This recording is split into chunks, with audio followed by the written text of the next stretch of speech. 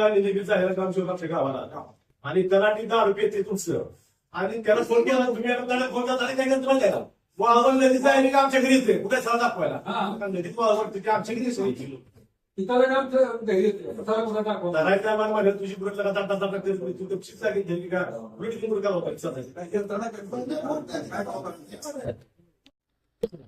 आज या ठिकाणी तहसीलदार यांच्या समोर दिगंची परिसरातील सर्व शेतकरी मानगंगा नदी पात्रातली सर्व शेतकऱ्यांच्या वतीनं ग्रामस्थांच्या वतीनं आम्ही अवैधरित्या जो वाळू उपसा चालू आहे त्याच्याबद्दल लिखित स्वरूपाचं निवेदन आम्ही देण्यात आलेलं आहे आज तहसीलदार मॅडमांना. त्यांनी आश्वस्त केले की आम्ही कठोर कारवाई करू. जर कारवाई आम्ही वाट बघू, नाहीतर कारवाई जर होत नसेल तर लोकशाही पद्धतीने आम्ही उपोषण किंवा मोर्चे आंदोलन काढून 100% दिगंची आणि परिसरातील शेतकऱ्यांना न्याय द्यायच्या भूमिकेत आम्ही 100% प्रयत्न करू. आज दिगंजीतील सर्व शेतकरी यांनी ह्याच्या अगोदर आणि आताही वारंवार निवेदन दिले आहेत. वाळू उपसा होतोय दिगंजीमध्ये भरपूर प्रमाणात आणि तो उपसा असा होतोय की ट्रॅक्टर आणि JCBच्या साहाय्याने मुबलक प्रमाणात रात्रदिवस ट्रॅक्टरने वाळू वाढतात आणि ह्याच्यावर महसूल विभागाचा कसला ह्याच्या वाच नाही.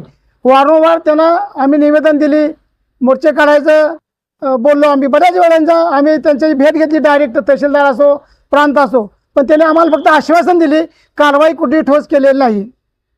वाळू तस्कर खुलेआम सर्वसामान्य शेतकऱ्याला दमदाटी करतात, त्यांच्या अंगावर जातात आणि खुलेआम त्यांच्याकडे दाब देऊन किंवा दम देऊन वाळू खुलेआम रोजच्या रोज JCB आणि ट्रॅक्टरनं परगावला वाळू ओढली जाते. ह्याच्याकडं महसूल विभागाचं पूर्णपणे दुर्लक्ष आहे.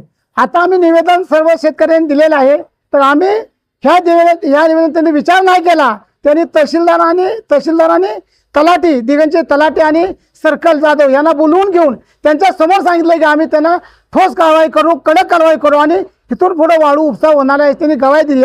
इथून पुढे जर वाळू उपसा झाला चुकीच्या मार्गाने अवैधरित्या तर आम्ही शेतकरी मोर्चा काढू आणि जोपर्यंत आम्हाला न्याय मिळत नाही तोपर्यंत आम्ही मोर्चा माघारी घेणार नाही. जोपर्यंत आश्वासन देत नाही किंवा ठोस निर्णय घेत नाहीत तोपर्यंत आम्ही वारंवार मोर्चे काढत राहू आणि शेतकऱ्यावरचा अन्याय जोपर्यंत संपत नाही किंवा वाळू उपसा जोपर्यंत थांबत नाही तोपर्यंत आम्ही आमची भूमिका ठाम ठेवू.